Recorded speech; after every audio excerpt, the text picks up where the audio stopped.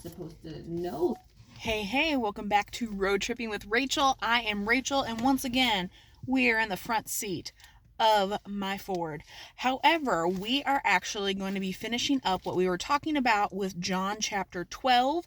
So we are now on part 3. And as you see, I have changed locations. I did the first 2 parts of the video in one setting, and then we ended up having a concert that started while I was trying to film the third part. So it is now a different day, and I'm getting this third part filmed for you. But just as a quick review, in part 1, we talked about, we finished up the carryover from John 11 with Lazarus, Mary, Martha, and who they are, the relationship that they had with Jesus.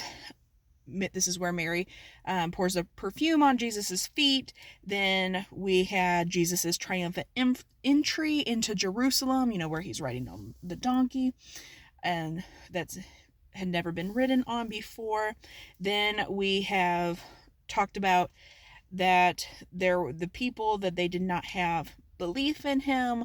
We moved on with that second portion that we covered, all about how are we Phillips or are we Andrews, and that the people went to Philip because they felt like they could probably relate to him a little bit better because of his background, and that we all have different callings that we have on our lives, that there are callings that are meant for people who to be like in the church and serving the church, and that is how they have been called, and there are people who are called to be serving people outside of the church to help bring people to Jesus that way, but that we all have different callings that are on our lives, and that we have to be willing and able to hear where God is calling us and recognize that God is always going to be glorified through the choices that we make. Even when we make poor decisions, God is still going to work everything out for his glory. But now we are on to the third part. And the third part here,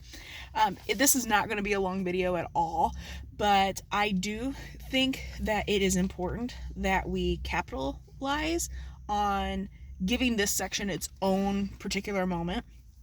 And that is because it's about Jesus's mission. That at the very end of John chapter 12, I have my travel Bible with me today.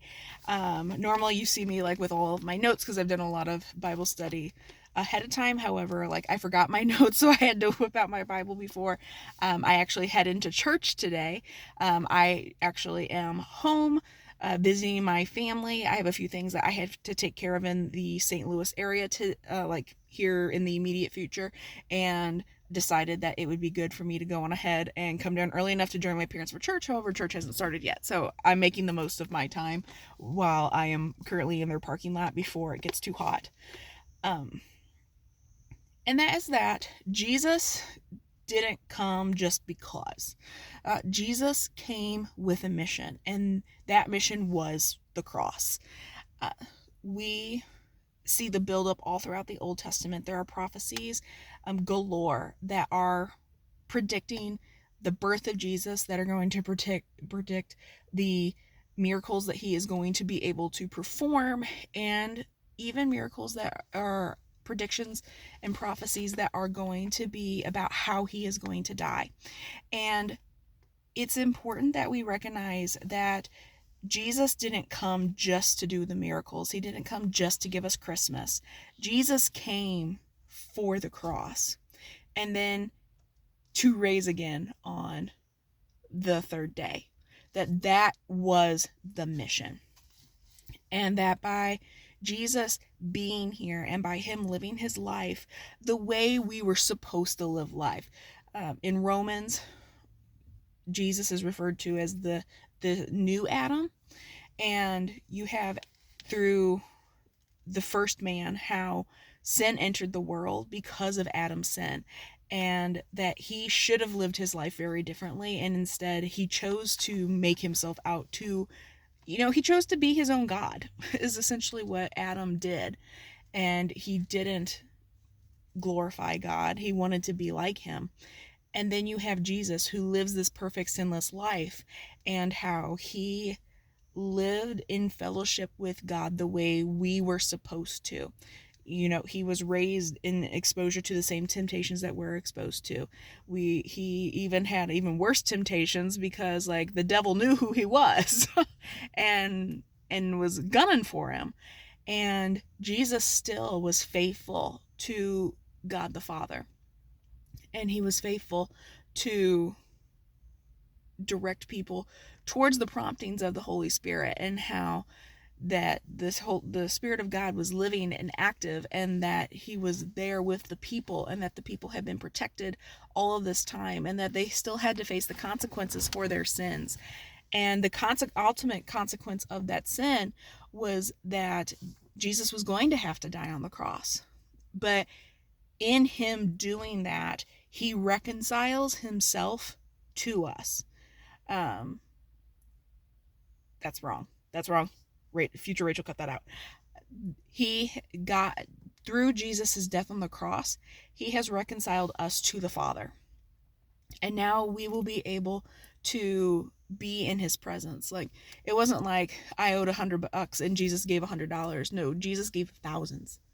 He made sure that it wasn't just the punishment that I deserved up to that point. It's, and here's all these things. That's why the Jewish people with the sacrificial system, it was every year they were having to sacrifice every year, because they would atone for their sins, but then they would commit new ones. And so the payment was never full. Jesus's death made it paid in full for everything else that we were going to be doing too.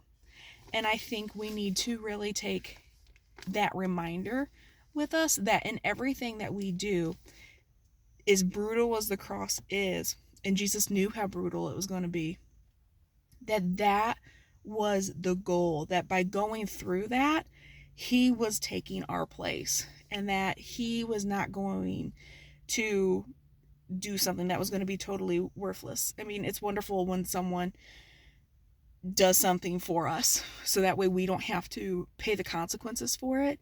But once it's done, it's done. If we do it again, like, we have to pay for it again. We don't have to do that anymore because of Jesus's death. And to top it all off, and then he raised from the dead 3 days later. So our God isn't dead. He is alive. And that is such a beautiful thing that does set Christianity apart from other religions. And that whenever you believe in Jesus and his death, his burial, his resurrection, you don't only believe in the person of Jesus, you also believe in God the Father. Because in seeing what Jesus does, you see how the Father is with his people, how much the Father loves them. You see the confidant that is Jesus. You get to see the Holy Spirit. And that's what we have. We have the eternal Father that we're able to go to whenever we have problems. We have the comfort that comes from the Holy Spirit. We have an advocate for us, who is the person of Jesus Christ.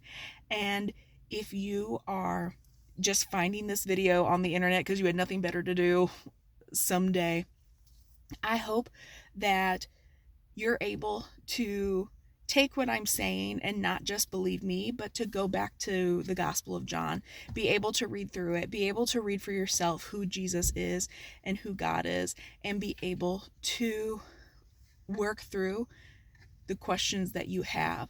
And I would highly recommend you check out the local churches in your area and get plugged in and just go and ask. There are people who want to be able to share with you. Just go and ask. Well, I hope you had enjoyed this very short video, and that if you have any questions, please feel free to always leave them in the comments. I am more than happy to do that. And make sure that you like and subscribe, so that way you will know whenever my other videos come out. So I hope to see you again soon. Bye.